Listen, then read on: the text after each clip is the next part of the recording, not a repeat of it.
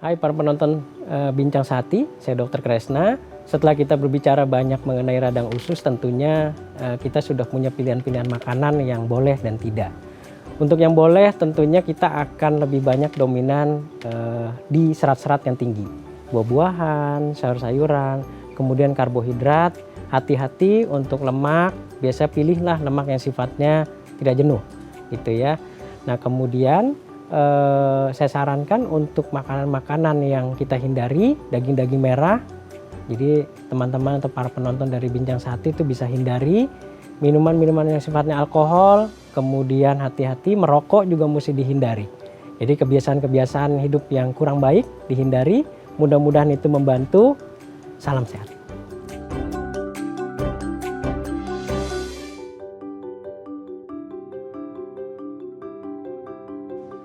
Halo pemirsa, apa kabar Anda hari ini? Senang sekali saya Raden Madrias dapat kembali menemani Anda dalam sebuah program talkshow yang inspiratif. Ini dia Bincang Sehati.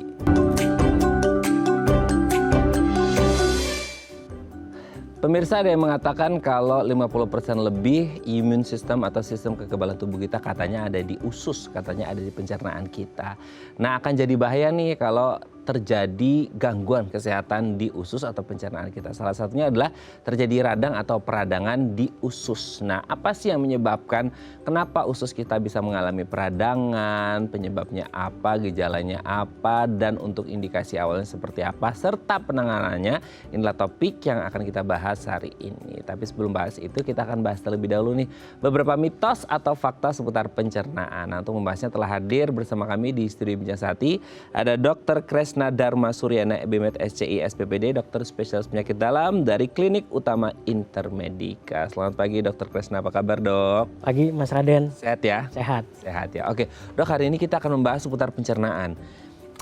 Orang kan bisa hidup selain bernapas karena ya salah satunya adalah pencernaan ya. Kita bisa bertenaga, kita bisa ngobrol kayak gini karena kita punya tenaga, karena kita makan. Makan kan dicerna oleh digestive sistemnya kita gitu ya. Tapi akan jadi masalah kalau sistem pencernaan kita ini ada gangguan. Nanti kita bahas yang dimaksud dengan radang usus itu apa dan penanganannya seperti apa. Kita bahas mitos fakta seputar pencernaan. Boleh. Yang pertama adalah ini lumayan santer juga sih beberapa waktu lalu sampai sekarang mungkin ya banyak. Ini kayak tim A sama tim B nih ya. Antara makan buah dulu sebelum makan utama atau makan utama dulu baru itu buah gitu ya. Ada yang bilang kayak harus makan buah dulu untuk ini baru nanti ditambahin sama makan utama. Tapi ada yang bilang loh kalau orangnya punya GERD, punya aslam dan lain sebagainya nanti tiba-tiba aja dia makan jeruk gitu ya, jeruknya asam. Wah bisa kambuh tuh gitu, nggak bisa makan. Nah sebenarnya buah itu harus dimakan sebelum makan utama atau gimana sih dok? Oke. Ini sebenarnya pertanyaan yang sering ya. Iya sering. Jadi kayak pecah blok di masyarakat kita ya. Jadi masih banyak pertanyaan. Termasuk kalau ketemu pasien pun sering kita dapat. Betul. Jadi antara sebelum atau sesudah itu secara penelitiannya sebenarnya nggak ada perbedaan bermakna. Tetapi memang kalau misalnya kita konsumsi buah sebelum makan, memang ada beberapa benefit. Yang pertama adalah karena dia tentunya berisi serat, buah-buahan itu seratnya tinggi, kemudian dia memiliki kadar kalori walaupun dia terlalu besar, biasanya dia itu sudah mengenyangkan kita. Otomatis setelahnya kita untuk konsumsi makan nasi, kemudian makan berat yang lainnya kita nggak perlu banyak. Disitulah kegunaan dia yang pertama, sehingga porsi makan kita menjadi lebih dikit. Karena kita sudah diisi dulu oleh buah-buahan ini.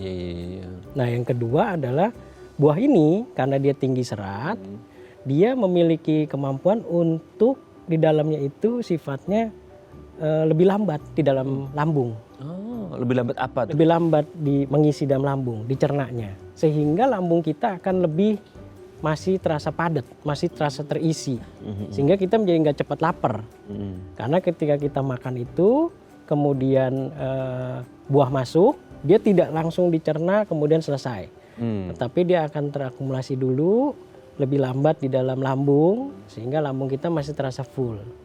Otomatis kita nanti untuk makan selanjutnya, untuk yang berat itu masih butuh waktu, nggak langsung lapar. Nah yang terakhir memang kegunaan dia adalah ketika kita makan buah, itu biasanya dia bisa memicu atau menginduksi hormon kenyang, GLP-1 namanya. Nah biasanya setelah kita makan buah yang cukup, sebelum makan GLP-1 itu keluar, kita akan merasa lebih kenyang duluan.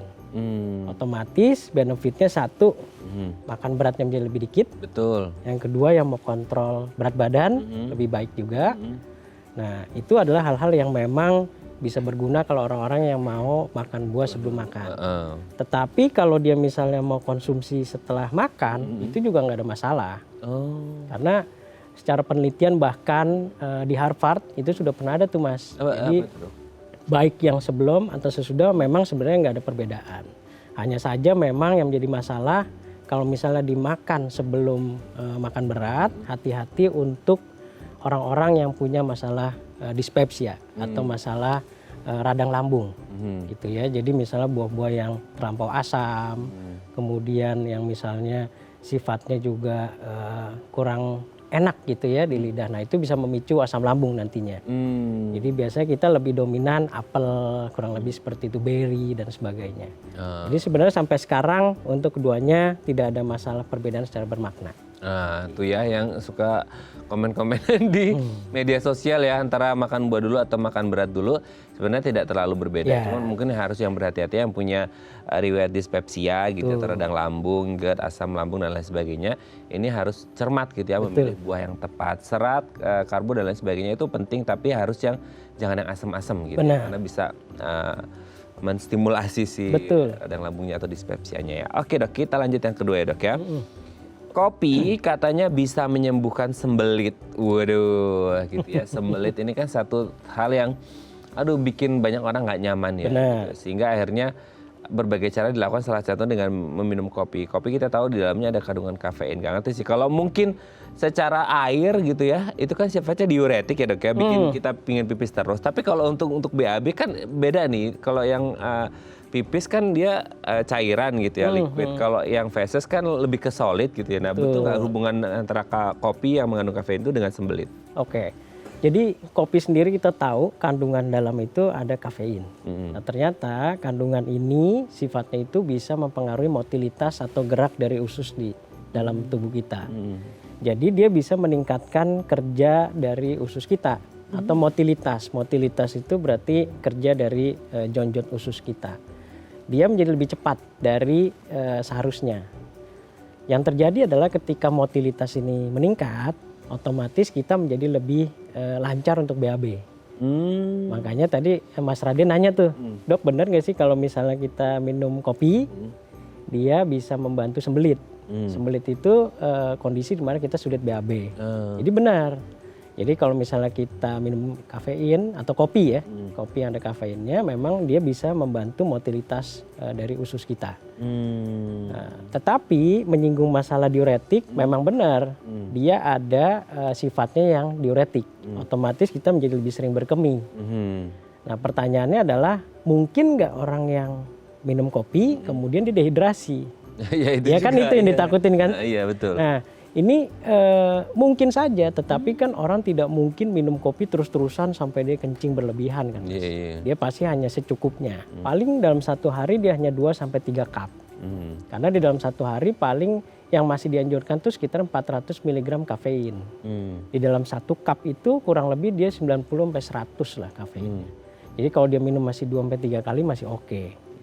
Nah itu pun kalau misalnya berlebihan, paling dehidrasinya ringan. Nggak sampai berat.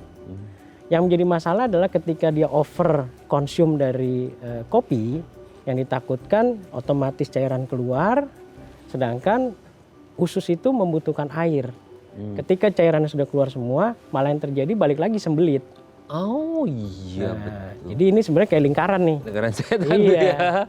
Oh iya, berarti harus seimbang ya Dok ya? Betul. Harus seimbang supaya pipisnya lancar dan juga sembelit juga gitu. Betul. Oke Dok, kita lanjut yang ketiga ya.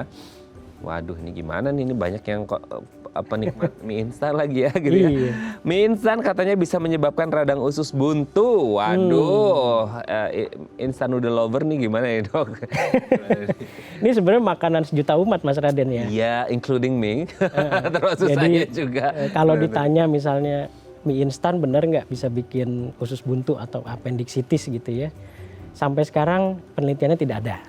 Karena radang usus buntu itu sendiri kan sebenarnya kita tahu bahwa di dalam usus kita itu usus buntu itu adalah usus yang nggak punya saluran. Jadi dia itu biasanya yang menyebabkan meradang itu karena infeksi, karena dia peradangan di situ. Nah biasanya ada makanan-makanan yang terakumulasi di sana, kemudian dia lama-lama meradang, infeksi jadi appendicitis. Nah mie salah satunya adalah tidak langsung menyebabkan itu. Jadi sampai sekarang belum ada penelitian yang menyatakan bahwa karena mie appendicitis akut. Tetapi justru karena kita tadi sudah sempat bahas dispepsia, mie bisa menginduksi dispepsia mungkin. Karena kan kita tahu di dalamnya ada kandungan-kandungan yang bisa mempengaruhi. Gitu. Dok, ini ada pertanyaan yang juga kadang-kadang tuh saya baca di media sosial, kadang saya lumayan tergelitik ya dengan kondisi ini. Ini saya kadang-kadang mencoba menganalogikan meskipun di otak saya nggak nyampe ya. Orang bilang kayak entar radang usus buntu, orang bilang usus buntu tuh kayak sesuatu yang ususnya itu keblok gitu ya.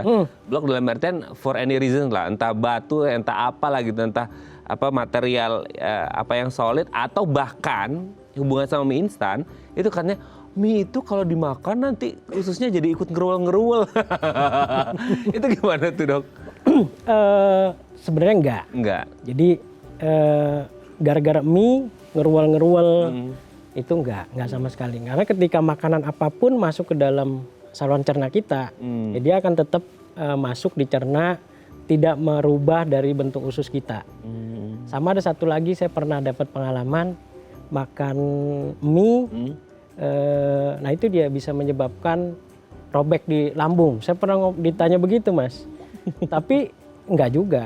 Itu karena kalau dia hanya menginduksi terjadinya dispepsia atau gastritis iya, tetapi sampai kemudian langsung menyebabkan robek atau pendarahan lambung tidak. Mungkin dia makan mie-nya mie mentah langsung ditelan kali. Mie keras. Lebih keras ya. Tapi sebelum masuk ke lambung sih kayaknya udah bermasalah dulu di atas ya. Oke ya. Kita lanjut yang keempat dok. Buang air besar setiap hari itu tanda pencernaan kita sehat. Nah, kan gini, kebetulan tuh saya sebagai orang yang pupnya setiap hari gitu ya, bahkan even kadang-kadang kalau makannya agak banyak bisa sampai 2 kali atau 3 kali gitu ya, pas lagi greedy-greedynya. Ketika lagi ngobrol, bener ya, pengalaman pribadi, ngobrol sama teman, tiba-tiba dia bilang, saya itu paling seminggu cuma 2 kali, kayak what, kayak gimana, maksudnya kayak kita yang setiap hari, saya gitu terutama, kayak nahan aja udah kayak begah banget gitu ya, harus dikeluarkan. Itu yang 2-3 kali seminggu. Nah sebenarnya yang sehat itu yang setiap hari atau yang berapa kali sih dok? Tentu kalau setiap hari 1 kali baik. Tandanya bahwa kita kebutuhan serat cukup baik. Makan buah, sayur baik. Kemudian minum kita juga baik. Tandanya berarti usus kita atau saluran cerna kita berjalan dengan baik. Karena memang idealnya kita BAB minimal 1 hari itu 1 kali. Kalau misalnya sehari bisa 2-3 kali, boleh nggak? Bisa aja. Tetapi lihat bahwa ketika kita BAB lebih dari 2-3 kali sehari, lihat konsistensinya. Jangan-jangan cair. Atau dia sudah ada darah dan sebagainya. Kalau dia masih konsistensinya masih oke, normal seperti biasanya, nggak cair dan sebagainya, masih oke. Lalu kalau misalnya yang BAB-nya tadi bisa seminggu 2 kali dan sebagainya, boleh nggak? Nah ini berarti ada kemungkinan secara saluran cerna dia lebih lambat dari Mas Raden. Apakah dia kurang serat, kurang sayur, kurang buah, kemudian apa dia kurang air? Biasanya konsumsi air yang 2,5 liternya dia kurang. Tetapi memang ada beberapa kondisi Mas Raden yang bisa menyebabkan seseorang itu BAB-nya terganggu. Misalnya dia masalah tiroid gitu ya. Orang-orang yang punya masalah tiroid biasanya dia akan memiliki frekuensi BAB yang lebih sedikit daripada orang-orang kita normal. Saya tuh cuma bertanya-tanya, itu yang dirasain di perutnya apa biasa aja gitu ya dok ya? Tentunya bebel ya, kalau bahasa orang awam dia akan mengatakan bahwa penuh. Iya kan? Dia pengen mengeluarkan tetapi itu karena mungkin airnya kurang, seratnya kurang, akhirnya buat mendorong kotoran itu menjadi sulit. Tapi itu masuk kategori sembelit juga nggak dok? Sembelit. Hati-hati bahwa ketika kita sudah sembelit atau tidak bisa BAB dalam kurun waktu yang lama, justru itu menjadi infeksi. Kan namanya juga kotoran. Kotoran ini kan wajibnya dibuang. Betul. Ketika dia akumulatif, kotoran ini yang harusnya dibuang, infeksi bisa terjadi di dalam. Nah itu yang kadang-kadang bisa jadi terhambat orang infeksi di dalam perut. Gitu. Ya kalau bisa dikeluarkan lah ya. Benar. Karena sesuatu yang buruk tidak perlu ditahan-tahan. Ya? Betul. Yang terakhir dok, pencernaan yang sehat katanya berpengaruh sama imunitas tubuh. Nah tadi di awal saya sempat mention juga, katanya 50% lebih imun sistem kita itu ada di pencernaan. Betul nggak sih kalau akhirnya pencernaan ini berpengaruh pada imunitas kita? Oke, sekitar 70-80% di dalam usus itu, jadi kita ada sistem imun. Jadi di dalam itu banyak sekali ada getah bening dan sebagainya yang bisa membantu kita untuk melawan atau membuang hal-hal yang sifatnya negatif, racun-racun, bakteri dan sebagainya. Karena yang mesti kita tahu bahwa di dalam usus kita itu juga ada mikrobiota. Jadi flora-flora normal yang dia akan berkoordinasi untuk menghancurkan atau membuang flora-flora yang sifatnya negatif. Jadi yang bakteri-bakteri dan sebagainya. Jadi kalau misalnya dikatakan benar nggak imun kita di dalam itu banyak di perut? Betul. Jadi memang hampir 70% itu sistem imun kita itu banyak sekali ada di dalam perut. Oh, berarti benar ya kalau kata orang you are what you eat ya dok ya? Betul. Jadi kalau kita ingin sehat ya makan yang sehat, kalau nggak makan sehat ya bisa sakit karena imun sistemnya juga terganggu ya. Nah. Oke, terima kasih Dr. Krisna sudah terjawab mitos faktanya. Nanti kita lanjut ngomongin radang usus ya di segmen selanjutnya. Keren. Oke pemirsa, kami akan kembali sesaat lagi, tetap bersama kami di Bincang Sehati.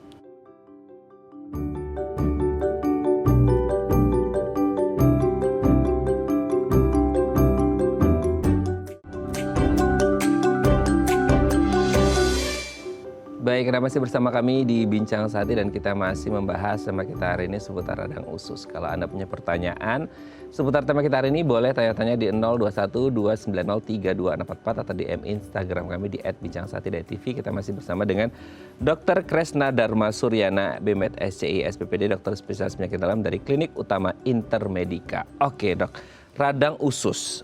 Sebelum kita ngomong radang usus dok, ini usus itu kalau sepengetahuan saya gitu ya, selagi kita dulu SD lah ya belajar IPA itu kan bentuknya mengkrual. Nah usus itu orang pikirnya kan ya usus itu cuma satu saluran aja, tapi ternyata usus itu katanya ada beda-beda gitu. Beda. Nah itu ada apa aja sih, usus apa aja di dalam perut kita ini? Yang paling gampang ya kita ada dua, usus halus, usus besar, itu aja. Jadi sebelum akhirnya dari usus besar ya kita kemudian ke rektum, anus dan keluar. Tapi kalau pembagian besarnya ya hanya ada dua, usus halus, duodenum, jejunum, ileum, kemudian ada usus besar. Usus besar dibagi 3 bagian, ada yang sisi kanan, sisi kiri, sama yang sisi yang lurus. Ya mungkin kalau Mas Raden lihat di anatomi nih, kan gitu ya gambarnya. Iya betul. Nah itu ada sisi kanan, kiri, kemudian ada yang lurus. Sampai kemudian dia ke rektum, anus. Itu ada fungsinya masing-masing ya dok? Ada. Jadi di setiap bagian itu ada enzim-enzim yang sifatnya atau gunanya untuk memetabolisme makanan yang masuk sampai akhirnya diproses kemudian dibuang. Oke. Dengan fungsinya untuk mencerna makanan itu tiba-tiba terjadilah radang usus. Nah, radang usus ini kondisi yang seperti apa sebenarnya? Oke.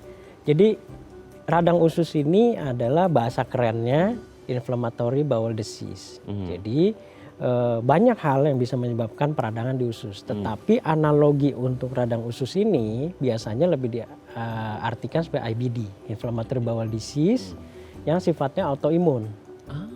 Jadi inflammatory bowel disease atau IBD ini adalah sifatnya autoimun, berarti imun kita menyerang badan kita sendiri. Yang seharusnya imun kita itu menyerang sesuatu yang negatif, asing gitu ya, bakteri dan sebagainya. Nah ini dia menyerang hal-hal yang baik, justru yang normal di dalam badan kita. Hal yang normal ini adalah usus. Jadi usus kita itu bisa terjadi peradangan baik dari usus halus, usus besar, bahkan yang lebih tinggi lagi sampai dari lambung, esofagus pun bisa kena. Gitu. Itu berarti kayak yang menyebabkan inflammatory bowel disease ini, IBD ini sendiri itu dari imunnya sendiri atau imunnya sendiri, atau dari apa yang jadi intake-nya orang-orang atau imun. Jadi intake, kemudian faktor resiko lain, genetik dan sebagainya memang bisa berkolaborasi. Tetapi utamanya adalah IBD ini atau radang usus ini sifatnya adalah autoimun. Jadi memang di badan dia sendiri dia sudah punya bakat itu. Jadi misalnya dia ayahnya atau orang tuanya lah kita sebut, dia sudah punya riwayat anak ini kemudian dia punya faktor resiko. Nah, ketika faktor resikonya ini sudah ada dan kemudian secara lifestyle-nya dia tidak baik, lama-kelamaan bisa muncul. Gitu. Berarti itu autoimun yang sering kita dengar dalam artian di luar sana itu juga berpengaruh. Kan gini, banyak orang kepikiran bahwa autoimun kan adalah sesuatu yang menurun gitu ya dari genetik. So ini bisa diidentifikasi dari awal kehidupan dong atau gimana? Untuk autoimun memang agak sulit. Berbeda dengan penyakit-penyakit yang sifatnya secara DNA kelihatan gitu ya. Seperti Down syndrome dan sebagainya yang bisa kita cek dari awal. Tetapi kalau autoimun ini nggak bisa. Kita hanya tahu misalnya, oh ayah saya punya autoimun, sesuatu misalnya IBD. Mungkin dia bisa terkena nantinya, tetapi belum tentu. Ketika dia bisa menjaga secara lifestyle-nya dia, makan dia bagus dan sebagainya, nggak akan muncul. Gitu. Ini hanya terjadi pada orang-orang dengan autoimun atau non autoimun juga bisa? IBD itu terjadi di pasien memang khusus autoimun. Ya, IBD itu memang salah satu spektrum penyakit autoimun. Jadi dia memang ada dua jenis, ada yang colitis ulceratif, ada yang Crohn. Tetapi apapun itu bentuknya, memang spektrum ini adalah spektrum autoimun. Oh, dia baru akan muncul kalau gini kan mungkin anak di usia yang sama atau orang di usia yang sama dengan sama-sama riwayat autoimun belum tentu di usia let's say kayak entah 20 yang satu masih sehat, yang satu sudah mulai gejala radang usus itu bisa terjadi dong? Bisa banget. Karena itu tergantung apa? Perburukan si autoimunnya tergantung dari lifestyle dia. Genetik orang tuanya ada apa enggak. Kemudian pola hidupnya dia macam-macam. Jadi cara dia makan, olahraganya bagus apa enggak dan sebagainya. Gitu. Oke. Kalau berkaitan dengan kalau autoimun memang sesuatu yang tidak bisa modified karena itu sudah menurun gitu. Bener. Ya. Dengan gaya hidup, pola makan dan lain sebagainya yang bisa saja memperburuk kondisinya. Pasti kan ada tanda atau ciri-ciri yang harusnya dirasain sama orang ini. Dalam artian gini, kita lagi diare aja yang cuman diare gitu ya. Ya bukan cuman ya, diare juga bisa bahaya gitu ya. Tapi ini hubungannya dengan autoimun yang pasti akan lifelong deh gitu ya. Itu kan berarti harus ada ngerasa kayak gejala-gejala klinis sebelum akhirnya didiagnosis bahwa ini adalah radang usus. Dalam artian kayak pencernaan kita kan sedikit aja bermasalah pasti kita kerasa nggak enak di perut. Nah itu ada gejala klinis yang mulai kerasa nggak sih dok? Jadi berbeda di antara dua macam ini. Ada yang Crohn, ada yang colitis ulceratif. Kalau colitis ulceratif karena dia namanya aja colitis, jadi colitis itu hanya terlibat daerah usus besar di kolon. Ulceratif itu jadi perlukaan. Jadi area luka dan sakitnya itu biasanya di usus besar. Dia akan mengalami BAB-nya konsistensinya berubah. BAB-nya berdarah, nyeri perut. Nah ini yang paling gampang itu. Sedangkan kalau Crohn berbeda. Kalau Crohn itu lebih luas. Jadi peradangannya itu tidak hanya di usus atau pencernaan bagian bawah. Dia bisa naik sampai ke atas. Sampai ke esofagus, sampai ke lambung. Jadi ketika dilakukan teropong saluran cerna, endoskopi, kolonos itu bisa terjadi peradangan dari saluran cerna yang atas sampai ke bawah. Jadi dia punya spektrum gejalanya lebih banyak. Nyeri di lambung ada, perdarahan bisa, kemudian turun berat badan banyak bisa. Jadi lebih banyak lagi. Lebih banyak lagi gejala klinis yang muncul. Bener, ya? Belum lagi kalau misalnya sampai udah terjadi perobekan, kemudian terjadi pecah saluran usus di dalam gitu bisa juga. Aduh, yang jadi pertanyaan kemudian adalah orang dengan mungkin sama-sama riwayat autoimun, yang satu bisa colitis, satu bisa Crohn, dan untuk mengidentifikasinya seperti apa nanti kita lanjut di segmen selanjutnya. Ya, oke, pemirsa, kami akan kembali saat lagi tetap bersama kami di Bincang Sehati.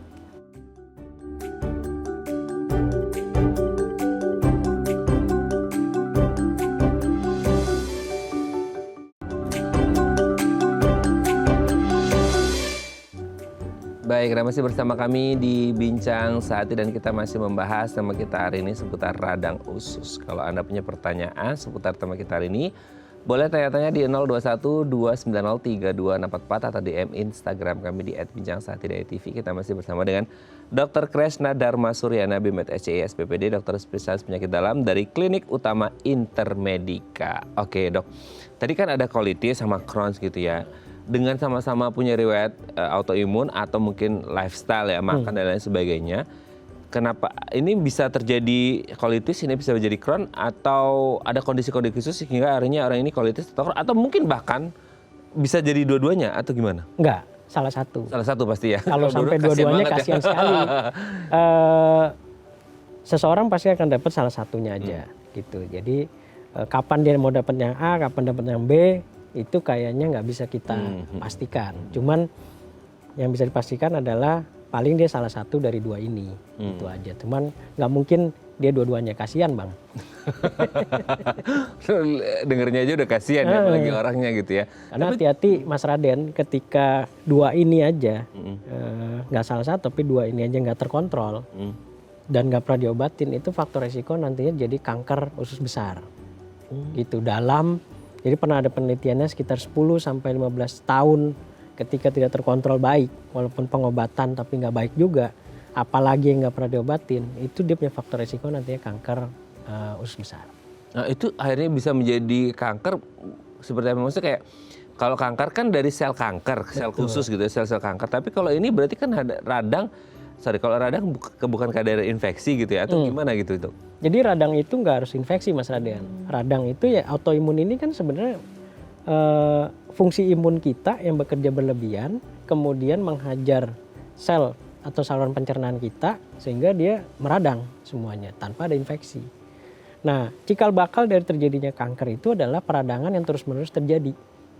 Ketika peradangan yang nggak pernah terkontrol dengan baik, lama-kelamaan dia akan terjadi faktor risiko nantinya kanker. Gitu. Tapi itu butuh proses yang panjang ya dok ya? Panjang, jadi penelitian tuh pernah dikerjakan itu sekitar 10 tahun. Kalau dia memang parah banget dia nggak mau kontrol. Kalau misalnya bener-bener nggak pernah diobatin mungkin bisa lebih cepat lagi. Gitu. Itu aja udah pengobatan tapi nggak bagus-bagus gitu. Mungkin kadang dia on off pengobatannya, jadi enakan ya udah tinggal. Harusnya kan pengobatan autoimun itu adalah kita membuat dia sampai dia terkontrol, bukan mengobati sampai 0. Sampai 0 itu dengan artian misalnya Mas Raden demam karena bakteri. Karena ini dikasih antibiotik, selesai dia. 0 tuh, balik ke titik 0. Autoimun itu pengobatan yang kita hanya menyebabkan dia terkontrol, flat aja. Jadi dia akan tetap ada karena kita sudah punya bakat autoimun, dia terkontrol. Kita tidak akan membuat dia sampai terjadi flare. Flare up itu jadi dia kambuh di tengah-tengah. Jadi itulah kita kalau misalnya sudah bisa mengontrol dia itu kita udah berhasil. Ketika kita bisa mengontrol itu, otomatis resiko kanker tercegah. Kalau misalnya minum obatnya on off, otomatis akan terjadi flare nantinya. Gitu. Oke. Berarti kalau akhirnya sampai menuju ke kanker ini sendiri, tadi kan sudah disebutkan apakah yang tidak terkontrol dengan baik atau pengobatan tapi on and off. Betul. Itu bisa lebih buruk yang mana kalau akhirnya kayak berarti yang tidak ada pengobatan sama sekali itu dok yang bisa parah ke kanker gitu, atau yang kayak tapi kan kayak kita ngerasa dengan gejala tadi yang disebutkan akankah orang itu bertahan gitu bisa sampai bertahun-tahun sehingga terjadi kanker dok? Kan nggak nyaman dong? Bisa kematian. Jadi ketika dia terjadi perobekan, perdarahan di dalam dan dia nggak menyadari itu, tidak pernah pengobatan, tentu sebelum dia nyampe kanker kemungkinan bisa jadi kematian. Makanya untuk terapinya biasanya ketika sudah terjadi gejala-gejala yang berat itu udah pasti operasi. Gitu. Karena kan ada perdarahan, perobekan, kemudian penyempitan saluran, otomatis terjadi operasi lah nomor 1. Kalau itu nggak dikerjakan, belum nyampe kanker, dia sudah meninggal. Gitu. Karena udah pendarahan. Karena pendarahan pasti. Pendarahan yang paling berat itu Mas Raden adalah pendarahan yang paling kita takutkan intraabdomen. Jadi di dalam perut. Karena luas lapang permukaan di perut itu kan besar sekali kan Mas. Jadi ketika dia pendarahan dia bisa menampung banyak. Ketika dia banyak pasti HB langsung drop. Disitulah makanya tingkat kematian bisa lebih tinggi. Gitu. Tapi sebenarnya kayak dia banjir di dalam itu gitu ya. Dia ada yang dikeluarkan bersama feses dan sebagainya. Jadi biasanya kalau dia pendarahan di saluran cerna bawah, pendarahannya itu akan warna merah darah, benar-benar segar, banyak sekali. Tapi kalau dia pendarahannya dari saluran cerna yang lebih di atas, karena dia melewati lambung dan sebagainya, dia kan akan sudah terkena asam lambung. Biasanya warnanya akan menjadi lebih kehitaman. Kecuali kalau misalnya pendarahan segitu banyak, dia tidak terproses dulu oleh asam lambung, benar-benar langsung keluar. Tetap warnanya merah darah segar. Oke. Serem sekali ya kondisinya ya. Tapi untuk mengidentifikasi itu biasanya kasus-kasus kayak radang usus ini, apalagi yang punya riwayat ya, autoimun ya gitu, itu bisa diidentifikasi dari usia berapa sih dok?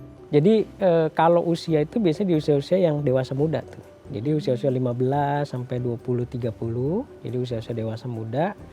Nanti kemudian di usia 60 tahun ke atas baru mulai ada lagi. Oh, kalau bisa tua. ada jeda? Iya, di sini biasanya nggak terlalu banyak. Itu dari studi epidemiologinya tuh. Jadi rata-rata memang kalau misalnya Mas Raden tahu, autoimun itu memang lebih banyak di usia-usia dewasa muda dan produktif.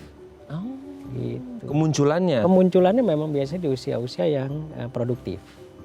Apalagi kalau kita misalnya belum lagi bicara gender. Nah itu dia. Autoimun itu dominan banyak di perempuan. Kenapa itu secara Memang hormonnya? secara epidemiologi dari penelitiannya memang banyak ditemukan di perempuan. Mungkin pengaruh hormonal juga sedikit banyak mempengaruhi. Oke. Berarti kalau semisal ayah ibunya ada riwayat autoimun gitu kan, karena kan kadang-kadang autoimun itu bisa menjelma jadi apa aja di anaknya, dok ya kan berbeda-beda gitu ya. Itu bisa keadaan kayak gitu. Maksudnya autoimun ayah ibunya ini, anaknya tiba-tiba radang usus. Nggak harus sama.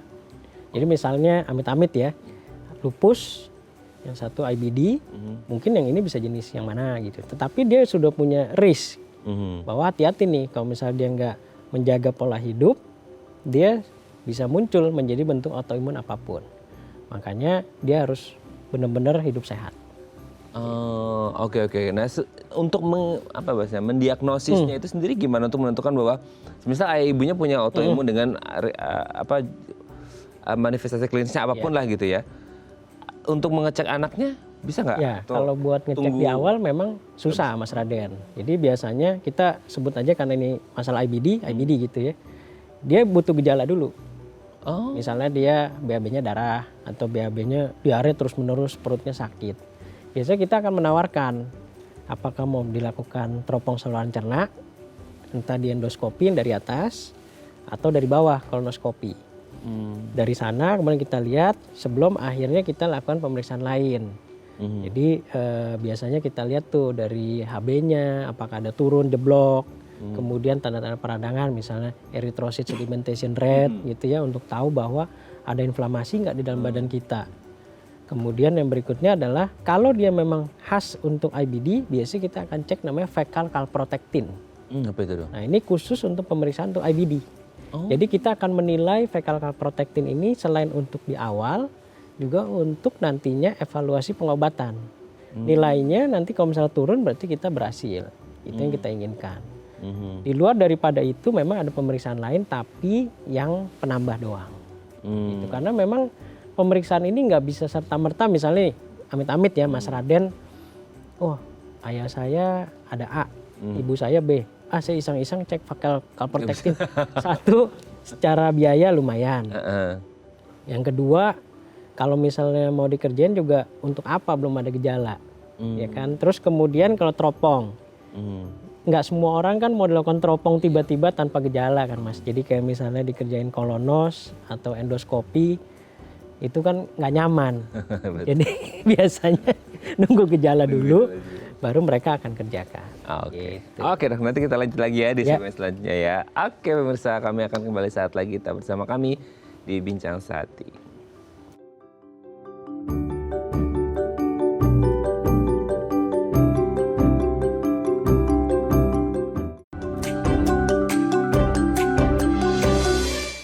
Baik, Anda masih bersama kami di Bincang Sati dan kita masih membahas tema kita hari ini seputar radang usus. Kalau Anda masih punya pertanyaan seputar tema kita hari ini, boleh tanya-tanya di 0212903244 atau DM Instagram kami di @bincang-sati.tv. Kita masih bersama dengan Dr. Kresna Dharma Suryana, BMed SCI SPPD, dokter spesialis penyakit dalam dari Klinik Utama Intermedica. Oke dok, tadi disebutkan kan, kalau mau diteropong dan lain sebagainya, kalau belum muncul gejala, ya buat apa gitu? Dari biaya, terus kemudian dari kenyamanan si orangnya gitu kan, mungkin kayak ya nggak bisa diapa-apain juga orang belum muncul gejala kan gitu. Tapi kan gini, ini kondisi khusus mungkin untuk yang autoimun ya, karena kan harus nunggu gejala klinis muncul dulu baru berhasil untuk mengidentifikasi apa gitu kan ya, untuk menegakkan diagnosisnya. Tapi kan mungkin banyak penyakit di luar sana itu yang kayak jangan nunggu muncul gejala dulu, jangan muncul keluhan dulu baru datang ke dokter. Nah ini kan tipikalnya orang-orang kita nih ya, teman-teman kita tuh kadang-kadang nunggu kolaps dulu baru ke dokter gitu ya. Nah kalau untuk khusus yang kayak IBD ini sendiri karena faktor autoimun, apakah aman ketika nunggu gejala dulu muncul baru ke dokter gitu dok? Kan orang pikir kayak, loh bukan itu harus preventif dok gitu. Benar, makanya biasanya kalau kita orang-orang yang sudah punya atau orang tua yang sudah tahu bahwa dia IBD dan sebagainya, biasanya kita akan mengedukasi keluarga ini jaga pola hidup yang baik. Nomor satu itu, karena memang balik lagi tidak mungkin orang di awal mau langsung dilakukan tindakan-tindakannya banyak itu. Satu, biaya nggak enak, yang kedua tindakannya juga nggak nyaman. Jadi biasa kita nomor satu lebih baik dia mencegah secara pola hidup. Karena toh juga hampir nggak harus 100% orang yang autoimun, anaknya pasti autoimun. Belum tentu, karena kan akan ada chance. Jadi ini sebenarnya by chance saja gitu. Misalnya anaknya ada 2, mungkin yang satu kena, yang satu bisa enggak. Atau bisa juga dua-duanya nggak kena gitu kan. Jadi belum tentu. Jadi kalau misalnya ditanya, jadi mesti ngapain? Kalau saya sih lebih baik dia pencegahan secara lifestyle dulu. Ketika baru muncul gejala-gejala yang tadi ada, kemudian harus sudah punya awareness. Keluarga saya ada riwayat nih. Wah ini kok kayaknya gejalanya mirip-mirip, langsung. Oke, jadi harus dijaga pola hidupnya yang lebih sehat ya. Benar. Meskipun ini butuh komitmen yang tinggi ya dok. Karena di lapangan itu ucapannya tidak selalu mudah untuk dilakukan ya. Pasti. Dibandingkan dengan komitmennya gitu. Karena pasti banyak cheatingnya gitu kan di luar sana. Nah tapi kalau misal akhirnya gejalanya, kita nunggu gejala muncul gitu dok ya. Gejala ini sendiri kan kadang-kadang kayak tadi disebutkan, gejala itu kadang-kadang bahasa Jerman itu nyarung, agak bias gitu ya. Betul. Dengan beberapa kondisi yang lain. Orang kepikiran berdarah, mungkinkah itu hemoroid gitu ya, mungkinkah itu wasir, atau mungkin kayak nggak enak perutnya, mungkin lagi mules aja, sembelit, itu kan banyak mungkin seperti itu. Nah itu ketika itu akan berlangsung lama, dia sifatnya hilang timbul atau nggak sih dok? Jadi kalau dia sudah memang peradangan yang sifatnya akut dan banyak, tentunya dia akan persisten. Banyak, dan harus dibedakan bahwa tipe pendarahannya itu beda, Mas Raden. Kalau misalnya dia hemoroid, umumnya secara general itu dia sifatnya menetes, darahnya menetes, karena kan dia ketika pecah si hemoroidnya baru berdarah. Kalau ini kan memang udah peradangan yang terjadi hampir di semua area usus besarnya atau di semua bagian alat pencernaannya. Jadi perdarahannya itu akan jor-joran, pasti akan sure gitu banyak. Entah dia warnanya merah segar, nggak harus menetes, atau warnanya kehitaman. Gitu. Jadi tipikal pendarahan itu bisa kadang-kadang menentukan. Kita juga sebagai dokter bisa menanyakan, darahnya ini gimana? Terjadinya setelah BAB, atau dia terus-terusan terjadi, atau menetes. Jadi bisa kita tanyakan. Bisa ditanyakan. Oke, sebelum lanjut, ini ada DM Instagram, kita bacakan ya, ini dari Pak Chandra. Dokter nggak usah nengok, nanti tengkleng. Saya bacain aja ya. Harusnya layarnya di depan ya dok, bisa baca ya. Kalau di belakang dokter nggak bisa nengok ya. Oke dok, saya kena radang usus dan sudah habisin obat yang dikasih siapa nih? Kasih dokter harusnya ya. Tapi sampai sekarang tuh belum membaik nih dok. Apa radang usus ini bisa sembuh dok? Dan kira-kira butuh jangka waktu berapa lama ya dok untuk sembuh? Nah ini pertanyaan saya sebenarnya nanti ya. Cuma udah tanya dulu sama Pak Chandra. Gak udah silakan. Ya ini pertanyaan yang sebenarnya tadi udah kita sempat bahas nih Mas Raden. Jadi pengobatan autoimun itu adalah pengobatan sifatnya long term, bukan short term. Short term itu hanya kita ingin menurunkan sifat akutnya. Jadi biasanya ketika dia terjadi kondisi akut, kita akan rilis atau kita perbaiki kondisi akutnya dengan obat-obat steroid. Karena steroid ini obat-obat antiinflamasi. Jadi kita bikin dia adem dulu. Sambil berjalan pemberian obat ini, nanti akan pemberian obat-obat imunosupresan. Gitu. Jadi obat-obat imunosupresan ini beda lagi, dia benar-benar menahan kerja dari imun sistem kita. Nah, setelah itu ada lagi yang paling baru namanya obat-obat agen biologik. Obat-obat agen biologik ini satu secara biaya memang jauh lebih mahal. Karena kenapa? Dia sifatnya targeted. Target langsung kepada tertuju ya. Sel peradangan apa yang sebenarnya lebih dominan. Kita punya banyak sekali sel-sel peradangan. Misalnya TNF alfa, interleukin sekian. Nah, ini obat agen biologik ini langsung target kepada jenis yang memang khusus. Tetapi memang seharga lebih mahal. Kalau pertanyaannya misalnya kayak tadi Bapak Chandra nih menanyakan, kok saya nggak sembuh-sembuh? Nah itu gimana tuh? Kita harus tanya dulu, sekarang dia sudah sampai di fase mana pengobatannya? Apakah dia sudah sampai di fase maintenance? Kalau dia hanya maintenance doang ya berarti dia hanya dalam pengaruh obat yang hanya nge-maintain supaya dia nggak flare up. Jadi dia hanya untuk maintenance controlling. Jadi dia mungkin sudah selesai fase akutnya. Tapi kalau misalnya dia pengobatan sekarang masih ada gejala, berarti ada yang masih kurang. Gitu, mesti dicari tahu dulu. Atau kita evaluasi, pernah nggak Pak Chandra ini cek fecal calprotectin-nya? Lihat bandingkan dari yang di awal, biasanya dokter tuh sudah akan melakukan pemeriksaan di awal tuh Mas Raden. Jadi di awal dia sudah cek belum? Kita bandingkan sekarang, jangan-jangan nggak berubah atau tambah tinggi. Berarti kita mesti shifting obatnya. Gitu. Obatnya kan ada banyak nih. Kita berarti mesti mengubah obatnya. Atau jangan-jangan jenis sakitnya berbeda gitu.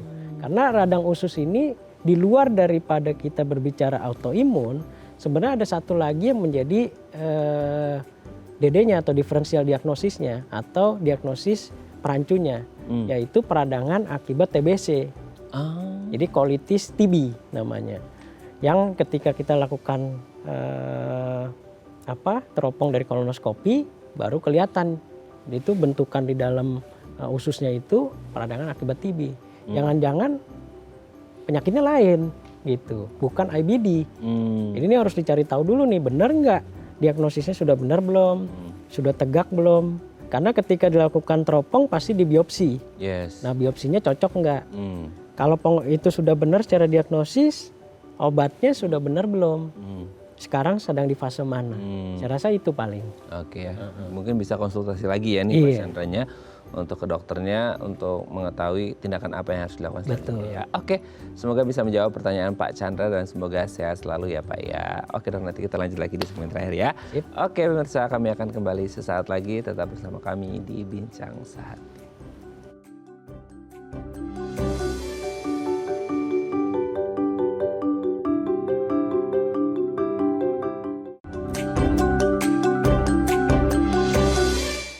Baik, Anda masih bersama kami di Bincang Sehati dan kita masih membahas sama kita hari ini seputar radang usus, masih bersama dengan Dr. Kresna Dharma Suryana, BMed SCI SPPD, dokter spesialis penyakit dalam dari Klinik Utama Intermedica. Oke dok, dengan pengobatan yang ada gitu ya, ini bukan mendemotivasi orang sih. Selama ini tuh kayak saya dengar, kalau nggak salah, tolong koreksi kalau salah ya dok ya. Apalagi IBD ini erat kaitannya dengan autoimun seperti yang kita bahas. Nah, kalau nggak salah, autoimun itu kan satu kondisi yang, sorry tuh saya sekali lagi, adalah kondisi yang tidak bisa fully recovered 100% gitu dok. So, ini hanya bisa terkontrol sama kayak mungkin orang-orang dengan gangguan metabolik ya, nggak bisa sembuh gitu, hanya terkontrol aja atau gimana dok? Ya, jadi sistemnya adalah terkontrol. Udah terkontrol aja gitu, dia akan flat, termaintain. Jadi beda tiap jenis autoimun, beda maintenance-nya. Kalau untuk IBD, dia nanti akan ada setelah pengobatan, fase akut selesai, dia ada controlling dengan obat-obat maintenance untuk sekian jangka waktu. Karena dia sifatnya long term. Ketika udah selesai fase maintenance-nya, ya per gejala. Jadi nanti ketika gejala muncul, baru dia konsumsi obat lagi dan sebagainya. Jadi kalau enggak, ya dia udah stop. Nah, itu yang kita ingin capai. Fecal calprotectin-nya udah bagus, kolonosnya udah bagus, endoskopinya bagus, karena dia kan dievaluasi kan. Nah kemudian secara gejala juga udah nggak ada, ya udah dia udah maintenance, sudah selesai, ya dia mungkin nanti tinggal minum obat per gejalanya lagi. Itu yang kita ingin capai adalah sebenarnya itu Mas Raden. Oke. Maintenance yang dimaksud di sini itu sama dengan mungkin pengertian banyak orang, definisi dari maintenance sama dengan definisi remisi gitu nggak sih? Ya. Dalam artinya kayak, oh ini sudah satu di kondisi terkontrol, jadi mereka nggak perlu minum obat atau gimana? Kita ingin mencapai itu. Jadi nanti dia ketika minum obat hanya ketika ada gejala aja. Gitu. Jadi benar-benar remisi. Kita sebut remisi komplit atau misalnya parsial masih ada gejala, kita pengennya yang komplit. Jadi ketika dia komplit ya dia udah selesai, kemudian nanti fase di mana dia kalau ada gejala baru dia memulai lagi. Oh berarti mereka akan dikasih atau minum obat by symptom aja ya? Benar. Ketika ada satu gejala tertentu. Tapi kalau semisal kayak udah masuk masa remisi itu masih kemungkinan ada muncul juga yang partial itu ya? Sangat mungkin, karena kan autoimun itu adalah penyakit yang dipengaruhi bisa stres. Sangat Psikis juga ya dok ya? psikis, stres, pola makan yang nggak sehat, kurang serat dan sebagainya gitu ya. Kandungan lemaknya terlalu tinggi, kurang air dan sebagainya. Nah itu atau infeksi. Biasanya infeksi itu paling cepat. Jadi ketika kita terkena infeksi apapun, autoimun itu paling cepat terinduksi. Karena kan dia memicu peradangan infeksi kan. Ketika infeksi terjadi dimanapun, peradangan akan terjadi. Autoimunnya kepicu juga. Makanya Infeksi hati-hati. di titik manapun di tubuh ini? Dimanapun. Karena kan dia sifatnya sistemik. Sistemik itu berarti mengalir di hampir semua badan kita. Apalagi Crohn. Crohn itu kan terkena dari saluran cerna kita yang paling atas sampai bawah. Anggap aja misalnya dalam kondisi itu toto kita terkena infeksi saluran pernafasan. Gitu kan. Yang berat. Misalnya sampai udah pneumonia dan sebagainya sampai. Nah yang ditakutkan adalah ketika dia infeksi yang berat ini memicu nanti autoimunnya muncul. Gitu. Jadi hati-hati, lifestyle dijaga, kemudian jangan sampai terkena infeksi dan sebagainya, sehingga pada masa maintenance remisi ini kita nggak muncul.